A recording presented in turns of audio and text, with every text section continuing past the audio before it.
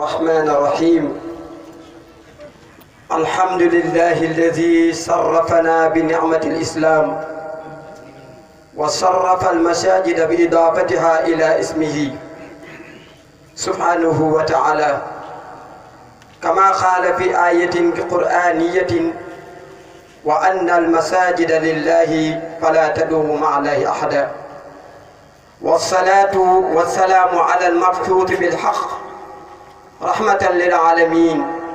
سيدنا ومولانا وحبيبنا محمد صلى الله عليه وسلم وعلى آله وصحبه وخلفائه ومن استرشد برشده واستنى بسنته إلى يوم الدين ورضا الله الخالد عن جميع المسلمين والمسلمات إخوة الإيمان في كل مكان السلام عليكم ورحمة الله تعالى وبركاته بكل سعادة زائدة وفرح فائق أقدم إلى حضراتكم المحترمة باسمي شخصيا وباسم الشخصيات المحترمة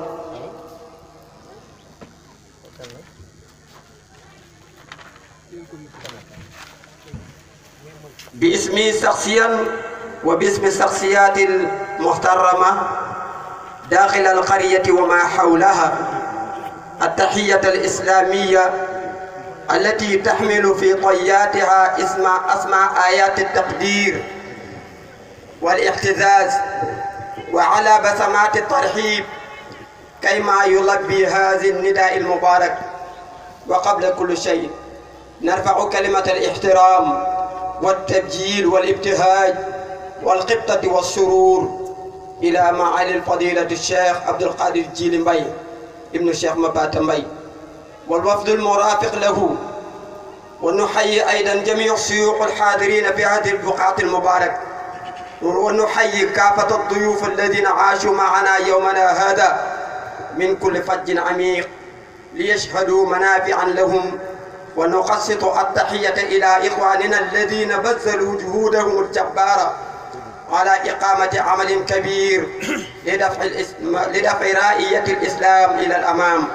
وهم جمعية هيئة الأعمال الخيرية. ونقسط أيضا التحية والشكر إلى سماحة السيد محمد السعيد الرغباني،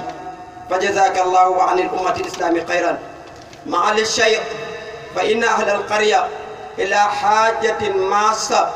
إلى بناء مدرسة عربية جانب الجامع، ونرجو منك المساعدة إن أمكن إن شاء الله. ولا ننسى أهل القرى الذين هم يجاوروننا، فنحيي كل واحد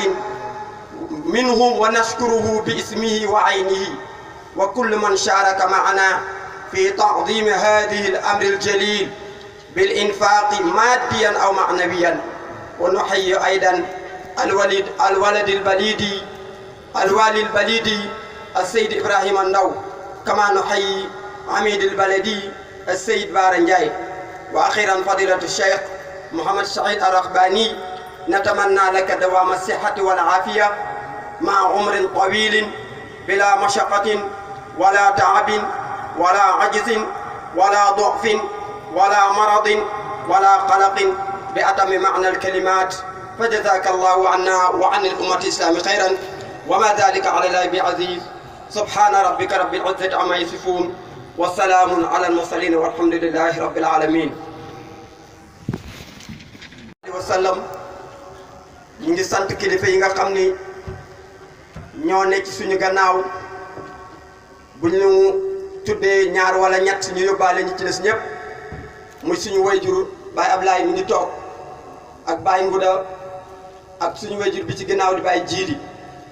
ak mboolem kilifa yi diine yi nga xam ne ros nañ ci jataay bi ngir taaral ko,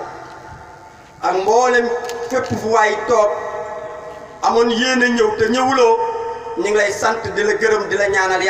yàlla defal la gudd fan ak wér-gu-yaram. waaye dafa tolloog ni tàgge boo dégg boo gis rek am na jàppal diw. sant nañ mboolem fu nit bàyyi ko, waaye nag dafa am ñoo xam ni ala kulli xaal fokk ñu tudd leen ci seen tur ndax yàlla ak seen taxawaay ci li nga xam ne mooy jëm ji taxaw. ka ca jiitu mooy